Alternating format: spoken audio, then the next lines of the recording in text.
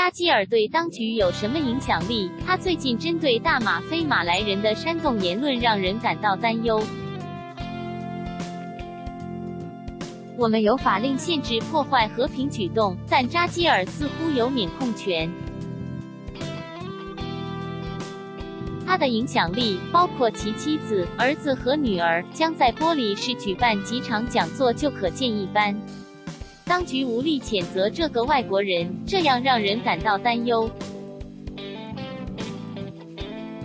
毫无疑问，扎基尔对国家安全构成巨大风险。那么，为什么首相敦马哈迪不愿意将他驱逐出境呢？我们要对抗本土恐怖主义分子，我们不需要别人。据说他是恐怖主义活动的幕后推手，来影响天真和易受摆布的思想。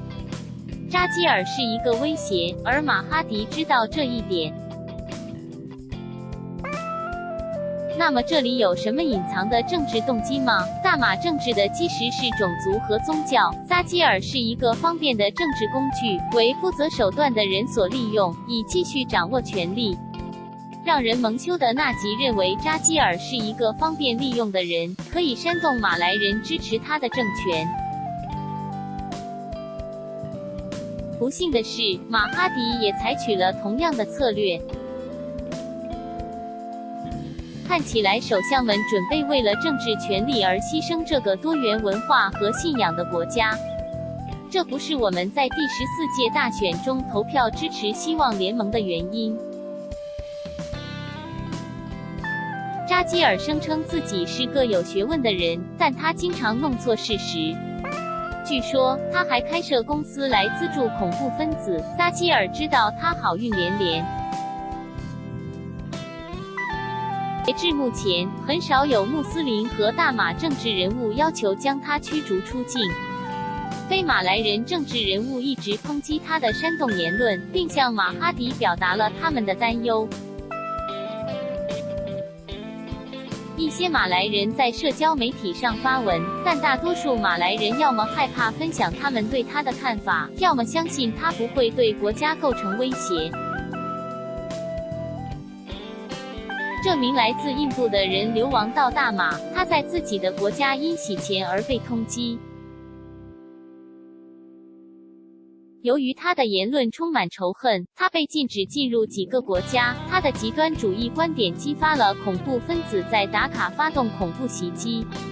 扎基尔被允许在大马自由行动，且受到首相、伊斯兰事务部长穆加西、宗教司和伊斯兰党政府的欢迎。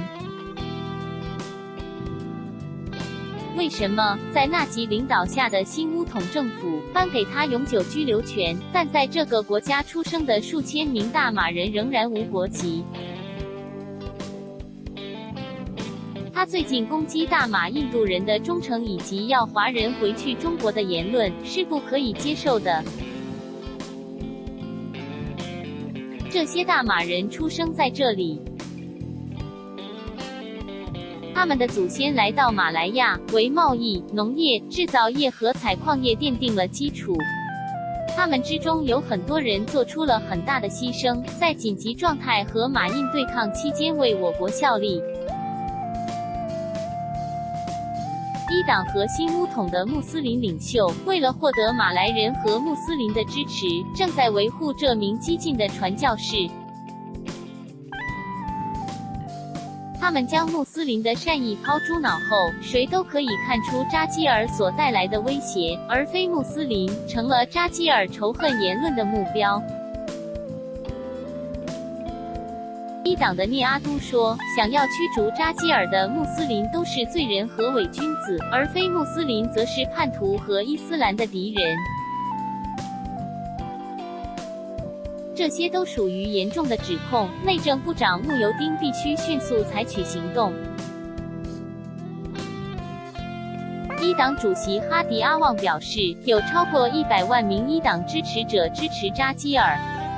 公正党的回应最软弱，他们说要等到他们的主席安华从麦加回国后才做出回应，他过去几个星期都待在那里。这个世界通过互联网和智能手机连接起来。该党应该学会授权。如果公正党看不到阻止扎基尔的干涉内政的重要性，那么他们要如何重新赢得国人的信任和信心以领导这个国家？无论是执政或在野党的政治人物都明白，这名来自印度的犯罪者让我们国家的社会结构受到影响。现在是时候照顾大马人的利益，并把麻烦制造者赶出国门。我们不应该顺从极端主义者，我们必须阻止那些想要煽动仇恨的人。应该剥夺扎基尔的永久居留权，他应该被驱逐出境，以免破坏大马如履薄冰的种族和宗教和谐问题。当局似乎花了太多时间来惩罚扎基尔，这将侵蚀人们对西蒙政府的信心。西蒙接受人民的委托，以恢复我们对民主的信任。